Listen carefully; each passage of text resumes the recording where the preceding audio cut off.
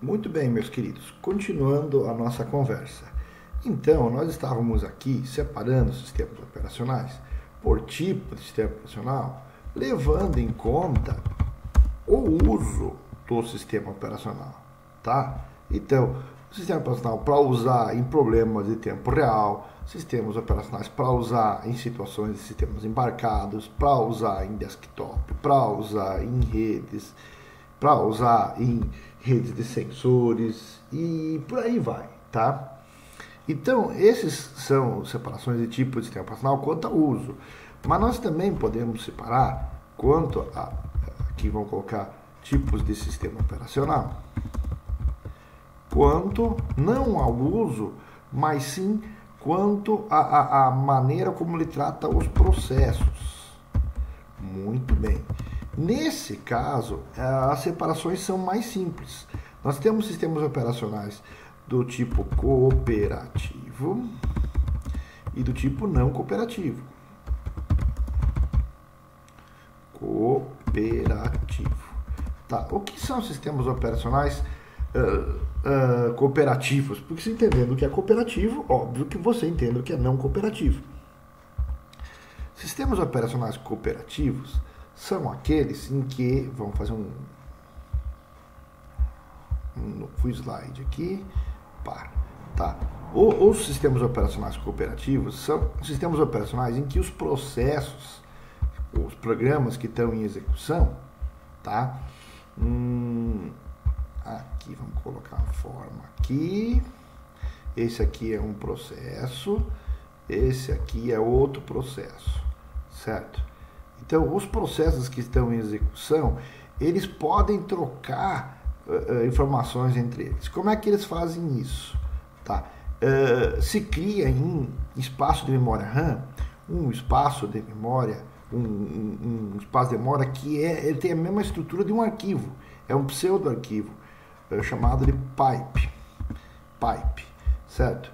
E o que acontece é que os processos podem pegar e escrever e ler do pipe, e o outro processo também pode escrever e ler do pipe, certo? Então eu posso, por exemplo, enviar o valor de uma variável deste processo para este processo através de um pipe, tá? Então aqui vamos anotar aqui processo 1 e aqui processo 2. Tá? Então, esses são sistemas operacionais cooperativos. Tá? Eles cooperam entre si. Cooperativos. E os não cooperativos não existe isso. Cada processo trabalha sozinho, não se comunicam. Ah, professor, mas se dá para fazer assim, por que não fazer? Bom, depende. Se você não tem espaço em disco, se você não tem espaço em memória, se você não tem energia. Porque esses são problemas que a gente não enfrenta no desktop, tá? Esses são problemas que você enfrenta em equipamentos não convencionais. Olha, eu tenho um sensor que eu coloquei no alto de uma montanha, tá? Aquele sensor tem que trabalhar com a energia solar que eu consegui captar lá com a plaquinha solar que eu coloquei. Então, se começar a colocar muita frescura lá dentro, não tem energia para trabalhar, tá? Vai faltar energia elétrica, então eu tenho que tirar isso, tirar aquilo, né? Ah, eu mandei um robozinho lá para o fundo do mar, lá a Petrobras mandou lá para a beira do cano lá do poço de petróleo no fundo do mar lá para tirar, sei lá o que, uma ferrugem e tal. Aquele robozinho lá, ele tem uma quantidade, um espaço pequeno, é caro manter aquele objeto lá. Eu não posso ficar colocando muito peso, muita coisa lá dentro, né? Então eu tenho que fazer um robozinho que tenha uma quantidade limitada de hardware, não é? Então eu tenho que fazer um sistema operacional que caiba naquilo, tá? Então agora com esse negócio de internet das coisas, com redes de sensores, etc e tal, essas situações que eram enfrentadas lá nos anos 70, olha, nós só temos isso aqui de memória RAM, nós só temos isso aqui de disco, nós só temos isso aqui de energia elétrica e tal, elas vêm à tona de novo, né? Nós precisamos resolver esses problemas e adotar essas medidas antigas, né? Então o não cooperativo não precisa nem desenhar, porque você entendendo o não cooperativo é que não faz isso aqui, certo? Muito bem. Já que nós falamos de processo, etc. e tal aqui, é importante eu colocar alguns termos para vocês, certo? Um processo, ele é um programa em execução. Um programa em execução não é a mesma coisa do que eu copiar o executável que tem no meu disco para a memória RAM, tá? O meu executável do disco, ele é um projeto do que tem que ser construído na memória RAM para que eu tenha um processo. Na memória RAM, geralmente os processos, eles são construídos assim, ó. Opa, aqui apaga, aqui apaga. Tá, eles geralmente são construídos assim. Vou colocar uma tabela aqui, tomara que eu lembre de tudo. 1, 2, 3, 4, 5. Qual é o risco de eu ter errado? Porque eu estou querendo fazer essa formato mais dinâmico, de eu ir escrevendo, e desenhando, e pesquisando na internet enquanto eu explico, para que o vídeo fique menos chato, né? Essa matéria é bastante teórica e a gente explicar online, se a gente for muito... Assim, minha preocupação é ser muito tradicional e ficar assim naquele estilo telecurso segundo grau, assim, que ninguém consegue ficar prestando atenção, né? Essa é a minha preocupação e não sei se vou resolver isso. Então, aqui eu tenho text, aqui eu tenho data, aqui eu tenho heap, aqui eu tenho stack. Fiz um a mais aqui, vamos ver se eu excluo aqui. Não vou excluir, vou só encolher porque eu tô com pressa aqui, o vídeo não pode... não deu certo. Bom, esqueça esse quadradinho, vamos fazer assim, ó. Vamos colocar o stack para cá. Stack. E aqui eu vou colocar 3 pontinhos e 3 pontinhos, pronto. Tá. Então, isso aqui é uma estrutura, um struct, que a gente cria na memória RAM. Quando vocês estudaram lá, estrutura de dados lá, né, vocês tinham que fazer struct, ó, preciso fazer lá, sei lá, uma lista encadeada. Então, eu fazia um struct lá, que eu tinha lá o endereço, lá, o ponteiro pro valor anterior, a informação que eu queria armazenar, o ponteiro para a informação seguinte. Era uma struct, né, que eu montava na memória. Então, um processo é isso aqui, é uma struct. A parte text aqui ficam as coisas que que são o código executável do programa. Data ficam as variáveis globais e as constantes. Heap ficam as variáveis locais e mais alguns indicadores, e o stack ficam as informações de como esse processo está, são informações de controle desse processo na memória, que nós vamos ver mais tarde, que a gente chama BCP, tá? Que é o bloco de controle de processo, que é usado para mim colocar na memória RAM, para mim tirar, para mim saber onde que está apontando, essas coisas assim, né? Então, o heap, ele pode ir crescendo.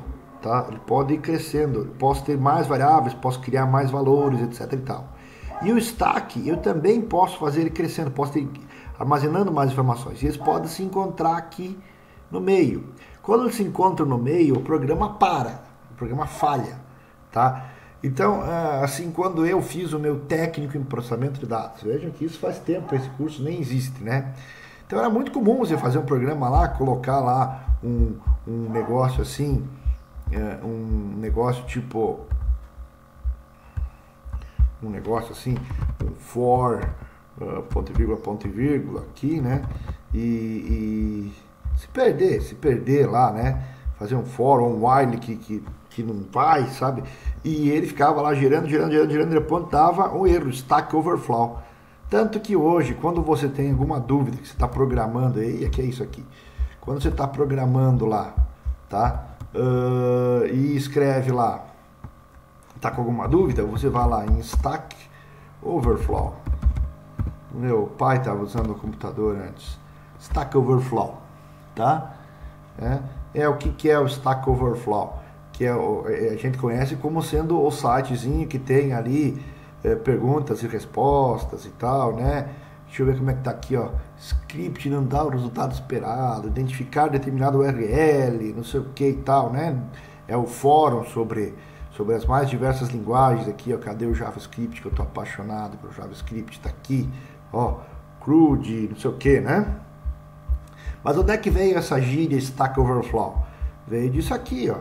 Do meu heap crescer tanto, né? E ficar gerando variável, criando variável local, blá, pim, bater aqui no stack e travar o programa.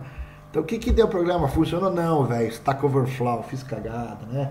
Puta merda, tem que consertar, tal, né?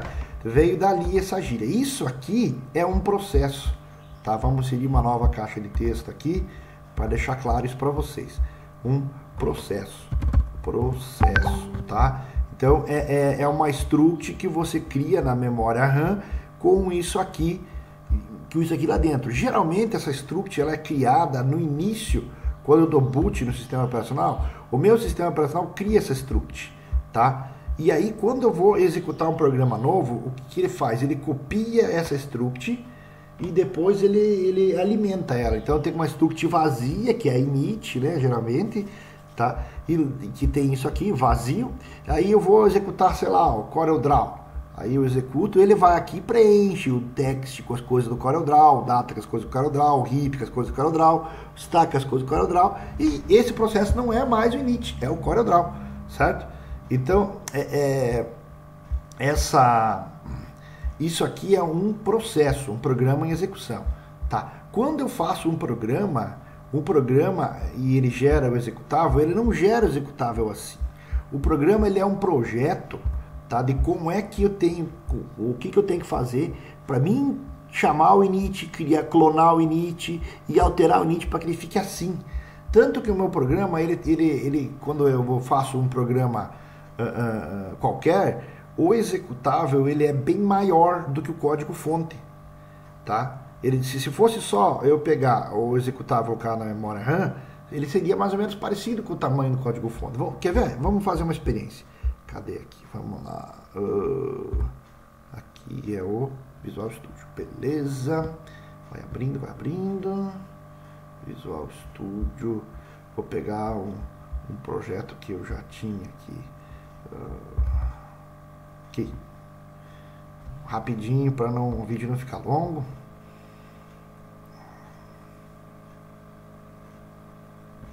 Aqui, CRUD Standard IO, stdlib, parará, tá, rapidinho,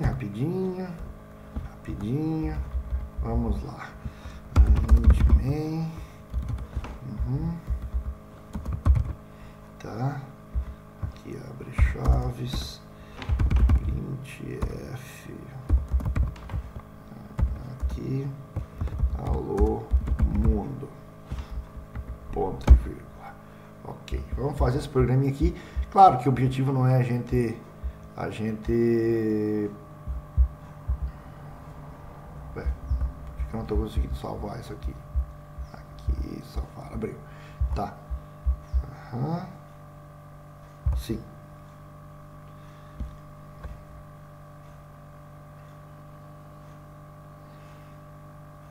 executou, beleza. Arquivo, salvo.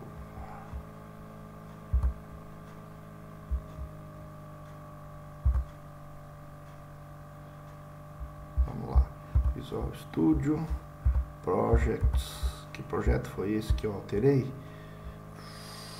Círculo. Vou achar ele aqui, Círculo 1. Tá, debug, shift botão da direita aqui, vamos ver se eu consigo abrir ele com o PowerShell, abrir janela com o PowerShell aqui, abrir, vamos lá, ok,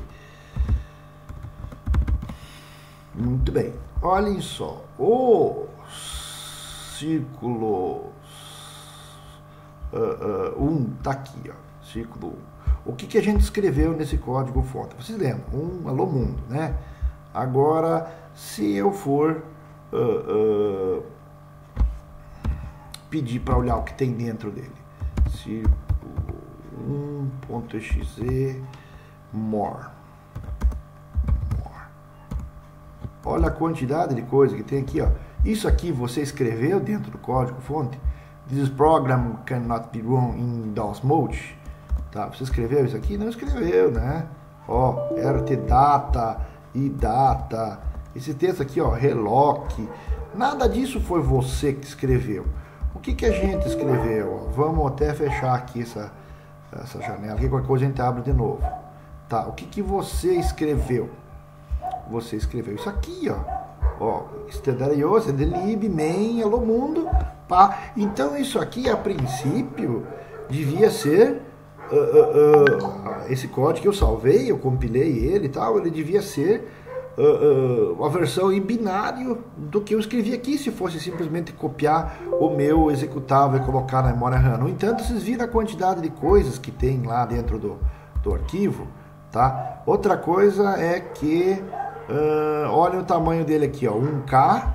Vamos em debug, ó, o tamanho dele executável, olha aqui, ó, 37K. Então onde é que ele tirou esses 36K a mais que tem aqui? É porque, meus queridos alunos, cadê o que tá? Porque quando eu faço meu programa, eu converto ele em binário, tá?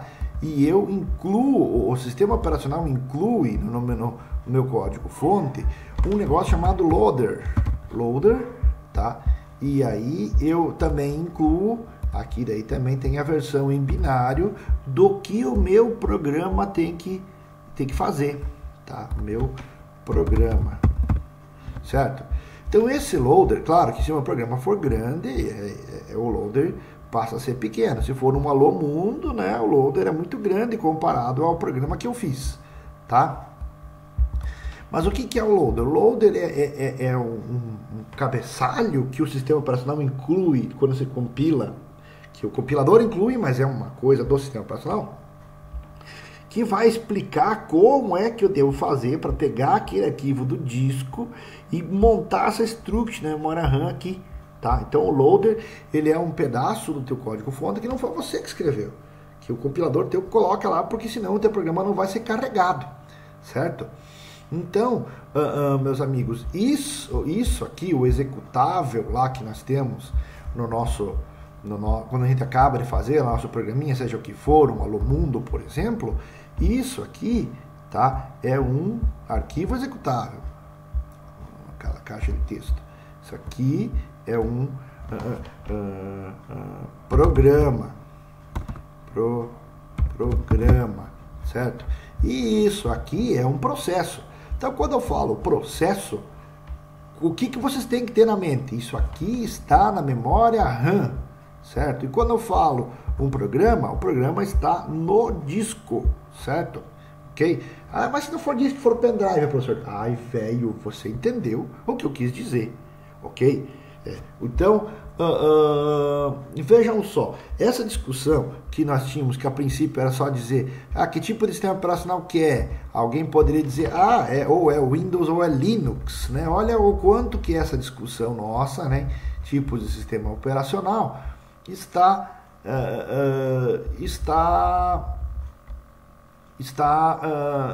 se desenrolando, né? Isso é um assunto mais complexo, né? Então, meus amigos, a partir de agora, vocês sabem que um processo é diferente de um programa. Um programa quando ele está lá no disco guardadinho, está ali no meu DVD, está ali no meu pendrive, está ali no meu HD externo, está ali, sei lá onde, no meu Google Drive, né? Aquilo é um programa. Se eu botar ele para rodar, ele é um processo. Aqui, ó, por exemplo, o meu PowerPoint aqui não é um programa, é um processo. Claro que a gente tem que entender, né? Quando liga a tua madrinha lá, fala assim, olha, tô com um problema no meu programinha aqui, ó, o PowerPoint não tá rodando, tal, você tem que maneirar, né? Mas do ponto de vista técnico, você sabe que é isso que eu tô falando. OK, pessoal? Muito bem. Então, voltando à ideia, um processo, que portanto é um programa em execução, tá? Pode se comunicar com outro processo, um outro programa em execução, através de um pipe, certo? Que é um arquivo temporária feita na memória RAM, onde os processos podem ler e escrever para se comunicar. Isso são cooperativos. Não cooperativos, eu simplesmente não tenho essa parte aqui. O não cooperativo tem um processo, tem outro processo, cada um vive a sua vida. Ok? Então agora nós já vimos os tipos de programa quanto a ser cooperativo ou não. Tá? Existe um outro tipo de classificação do sistema operacional que nós temos que discutir agora, tá? Que é o seguinte: se eu quiser, eu também posso dividir os sistemas operacionais, não assim em cooperativo e não cooperativo, ou em função, esse é para desktop, esse é para sistema embarcado, esse é para rede de sensor. Eu posso, se quiser, dividir meus sistemas operacionais em monoprogramado e em multiprogramado. Eu estava escrevendo isso lá no Word, né? Não vamos fazer confusão. Monoprogramado e multiprogramado. Então eu também posso fazer essa divisão, se eu quiser, por característica. Está saindo escrito aqui. Característica de multiprogramação. Cara, piscando demais. Características de multiprogramação. Certo, meus alunos? Então, o que é monoprogramado e multiprogramado? Alguns alunos podem dizer, é simples, o monoprogramado foi o que apenas um programador fez, o multiprogramado foi o que dois fizeram. Não podíamos estar mais errados. Outro aluno, brincalhão, pode dizer monoprogramado, é que usa o banco de dados MonoDB, né? MonoBD, né? Que tem um banco de dados MonoBD, né? Não tem? Também não podia estar mais errado, tá? Não é quem usa o MonoBD, né? Não é quem... nem é Mono, é Mongo. Meu Deus, eu que estou meio perdido hoje, tá? Não podiam estar mais errados. Não é isso, tá? O que o pessoal tem que entender é que o multiprogramado, tá? Eu posso tirar e colocar um programa da memória RAM sem o usuário saber. E o monoprogramado, quando ele começar a executar, ele tem que trabalhar até o fim, certo? Quando eu comecei meu primeiro emprego profissional, ou assim, meu primeiro emprego com carteira e tal, ainda não existia isso. Eu trabalhava com DOS, né? Então, nós íamos lá, era uma empresa que tinha consórcio, então consórcio de carro e tal, né, de casa. Então nós tínhamos que imprimir lá os boletos para o pessoal pagar, né? Então nós botávamos para imprimir, quando íamos lá, clicávamos na impressorinha, tá? E ficava lá, imprimir, ele ia ficar lá com a telinha preta, com o cursor piscando no cantinho, até o último boleto lá sendo impresso. Por quê? Porque o programa era monoprogramado. Eu não tinha a opção de tirar um pouquinho ele da memória RAM e colocar outra coisa para executar. E aí, enquanto o buffer da impressora estava cheio, e antes do buffer da impressora ficar cheio, eu coloco ele de volta. Hoje, os nossos sistemas operacionais desktop são todos multiprogramados.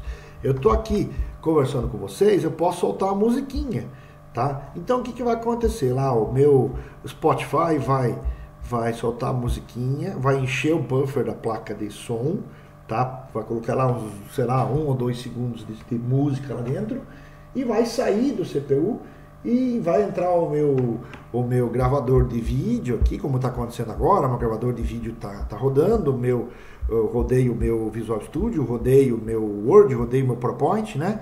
Cada um entra no CPU, roda um pouquinho, cai fora, entra outro, roda um pouquinho, e como eles fazem uso do buffer, antes que o buffer acabe, eles voltam a trabalhar, e isso faz com que eu tenha a impressão que está tudo rodando ao mesmo tempo. Para o usuário isso nem é perceptível, né? Ou ao menos não é perceptível quando o cara tem memória RAM suficiente, tá? Agora, para um sistema monoprogramado, aí não. O monoprogramado, um vai entrar no CPU e vai fazer o seu trabalho até o fim, e depois vai entrar outro no CPU e vai fazer seu trabalho até o fim, tá? Então, a gente não tem essa multiprogramação. Para que isso seja possível, gente, muita coisa teve que ser feita. Tá? Para que um sistema operacional pudesse ser multiprogramado, muita coisa teve que ser feita. Tá? Muita coisa, e isso vai ser o alvo da nossa aula na próxima semana. Tá? Nós vamos discutir sobre os sistemas operacionais multiprogramados ou monoprogramados, e técnicas que eles usaram, como é que eles fizeram, todas essas coisas nós vamos ter que discutir, tá bem? Então agora nós entramos no último tópico, tá? Quando nós discutindo sistemas operacionais, cadê o meu Word aqui? Características da multiprogramação e tal. Quando nós chegamos aqui no fim de tipos de sistemas operacionais, função nós já discutimos antes, né? E tal. Quando nós chegamos aqui nós iniciamos o estudo do processador.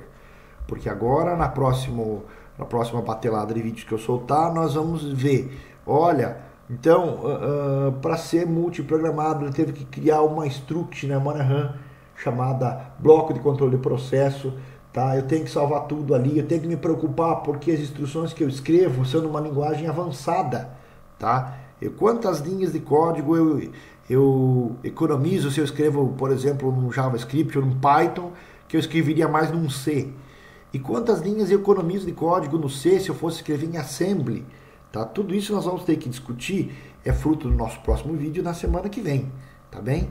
Para essa semana, tá? Eu quero que vocês façam o seguinte, eu quero que escrevam um pequeno resumo, tá? Do que vocês viram nesse vídeo, tá? Um pequeno resumo, no máximo uma página, ok? Pra gente ter alguma coisa para avaliar vocês, que nem disse, porque eu não tenho muito... Eu não vejo como aplicar prova, sabe? Dizer, aqui eu quero todo mundo, guarda o material e tal. Não tem como fazer isso pela internet. Vamos ser sinceros, meio complicado isso, tá? Então, meus alunos, vamos fazer um pequeno resumo de uma página e colocar lá no meu Google Classroom, tá bem?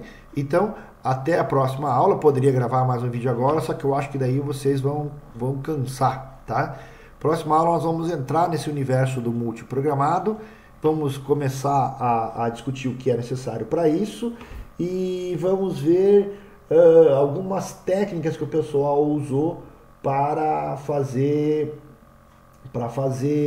sistemas operacionais monoprogramados, e que essa ideia depois ela foi adaptada para os multiprogramados, tá? Em seguida nós vamos ver como é que os sistemas operacionais multiprogramados, que são as preferências no desktop, né? Eles trabalham, tá? Nós vamos ver tudo isso aí no nosso próximo vídeo, tá? Então, um abração para vocês, até a próxima batelada de vídeos.